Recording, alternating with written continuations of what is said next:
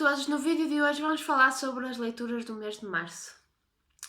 Então, eu comecei o mês de março a ler o Asipungo de Jorge e Cassa. É uma novela regionalista dos anos 60, não, antes dos anos 60, aliás, que trata da exploração indigenista, das condições horríveis em que os índios viviam e eram obrigados a trabalhar. Aborda uma temática muito forte e funciona como uma espécie de denúncia e como uma arma política. O autor pretende mesmo denunciar os feitos, o que se estava a passar na América Latina naquela altura, e isso é muito interessante. É muito interessante ver que, de uma forma tão tremenda e tão crua, o autor descreve todas as atrocidades que se passavam por lá. Lá está, o tema é muito interessante, mas a escrita do autor é simplesmente muito aborrecida. Ele é bastante sarcástico e eu gosto disso, mas ele exagera e faz parênteses muito longos e uma pessoa simplesmente não avança na leitura, e é uma coisa que apesar de ter umas, sei lá, para aí 200 páginas, nem tanto, é uma coisa que não acaba, torna-se extremamente cansativo, e foi por isso que eu só dei 3 estrelas. E confesso que eu li o Acipungo à base da teimosia, porque eu era do género, não, eu já li até aqui, eu tenho que acabar. E acabei, mas não foi uma experiência muito boa, embora a temática seja extremamente interessante. E toda a gente deve ler por causa da temática, mas boa sorte para quem tentar. Depois, em março também li um livro que já me chegou cá a casa há imenso tempo e eu tenho vergonha de ainda ter aqui, que foi a Cristina Luís que me emprestou. E falo-vos de Ninguém Morre de Véspera, da Margarida Carpinteiro. Eu em minha defesa digo que eu já tinha tentado ler várias vezes este livro e eu não conseguia. No entanto, em março eu tinha falado com a Cristina por alguns livros que ela me tinha enviado, e eu disse-lhe, olha, não me leves a mal eu não ter-te enviado de novo o livro, mas é que eu não consigo lê-lo. Ele não está esquecido, eu simplesmente não consigo ler. Então isso chamou-me a atenção e tentei lê-lo de novo. E consegui, eu li-o numa manhã e fiquei completamente obcecada com isto. Só que isto não é um romance, quer dizer, isto pode-se considerar romance ou uma novela, não tenho a certeza. No entanto, não é muito fácil ler esta obra. A autora tem uma escrita poética muito bonita. Ela não nos facilita o trabalho como leitores, porque aborda temáticas muito fortes e ela apenas sugere.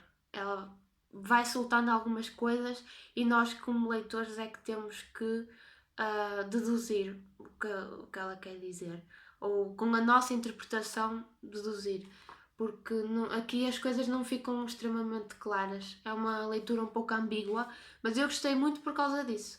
Até porque eu acho que março foi o mês das leituras ambíguas. Mas eu recomendo-vos. Isto é uma pérola, muito pesado, como eu já disse, por conta das temáticas, muito, muito pesado. Havia partes que eu ficava. É mesmo forte, muito forte mesmo. Uma atmosfera extremamente pesada, sufocante, mas vale a pena ler, porque a autora tem realmente uma escrita muito bonita. Eu dei 4 estrelas e muito obrigada, Cristina, por esta recomendação. Valeu.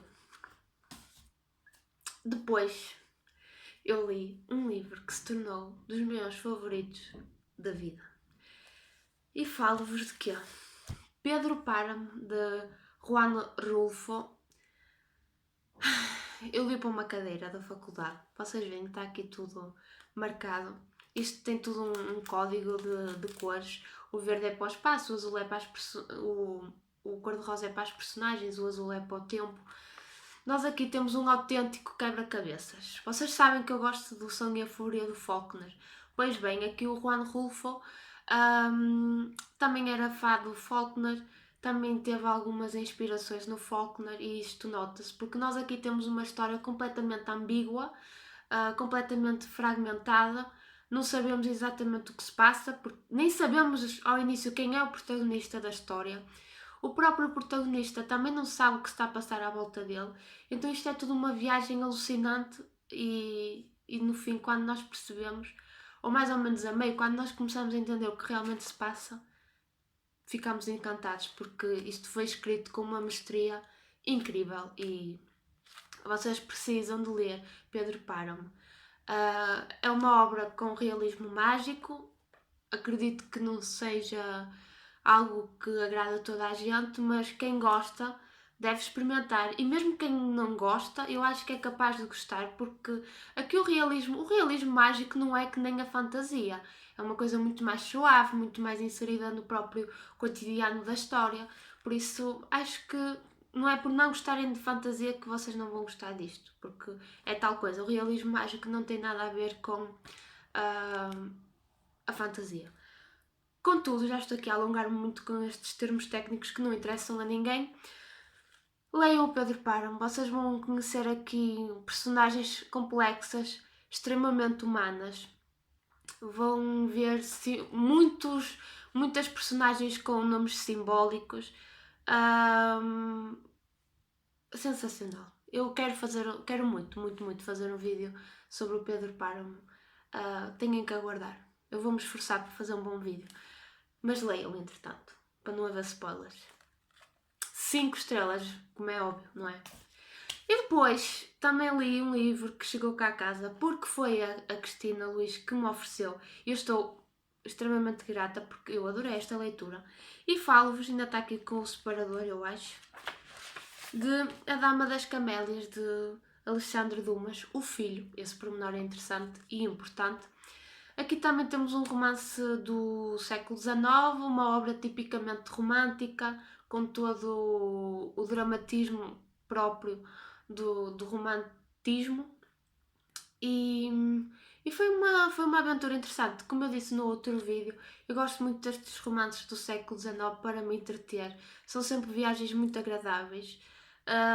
Aqui também conhecemos uma personagem muito interessante, a meu ver, que é a Margarida Gautier. Peço desculpa, não sei pronunciar, mas pronto, a Margarida. Acompanhamos um romance entre o protagonista da história e a Margarida, a mudança e a evolução dos dois, e eu recomendo muito vocês a lerem. Dei 4 estrelas, uma leitura muito saborosa. E pronto, este foi o vídeo. Eu espero que vocês tenham gostado. Se leram algum destes livros, avisem-me. Se têm alguma sugestão baseada nesta lista, digam-me. E por favor, leiam o Pedro Páramo.